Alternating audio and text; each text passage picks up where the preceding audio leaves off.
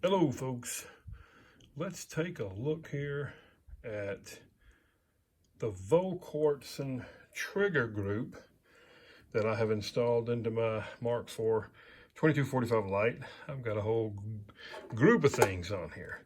All right, I'm going to show you, see if it'll pull that up. All right, that was a Volquartsen. It's a competition trigger.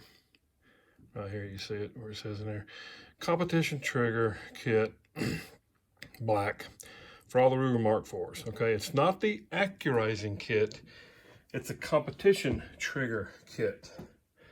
And you see, we're clear, no magazine. I want to safety, let's pull this off. Now, if any of you have put in any of these kits, you know, you can tell by looking at it, it's a little different. But what you also see that's different is I actually have the Tandemkross Victory trigger on it. I like a flat face trigger. The Volquartsen competition trigger group, all down in here, and you see the little shim.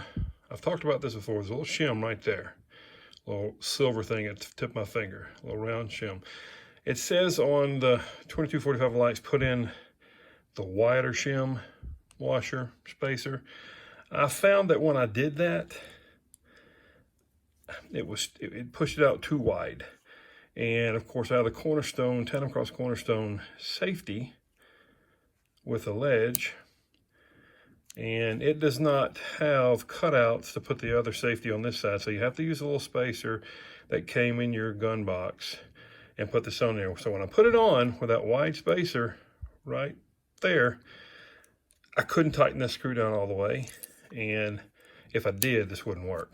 So I took it back out, I put in a thin spacer right there, and now the Cornerstone safety ledge works perfect. All right, and I got the new hybrid grips from Tandemkross, a Tandemkross Victory trigger, and their Cornerstone thumb safety with the rest. Everything else in here is all Volquartsen competition trigger. Now, of course, I've got a Carolina Crusher 2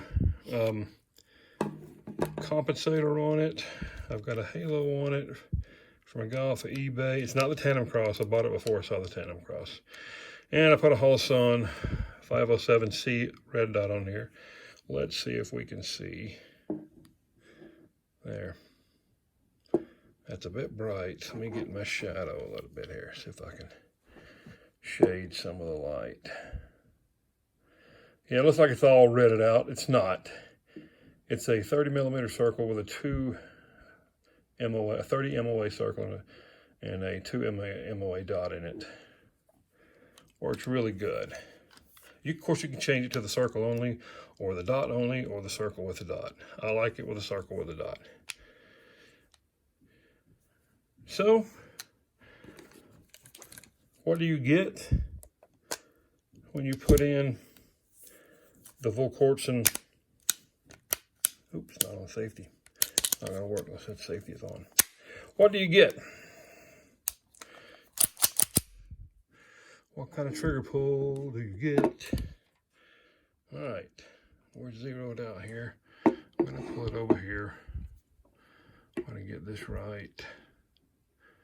Let's see what we get.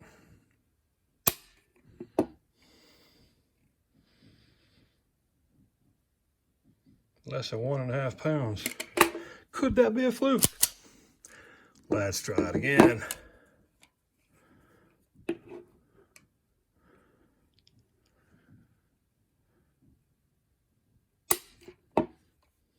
What do we have? Jiminy crickets. We're just a tad over 1 pound. And I was getting 1.5 pounds. Now that I put the Victory trigger in there, the flat face trigger, I am actually, as you can see, I think I pulled that one too hard. But it's still 1.5 pounds.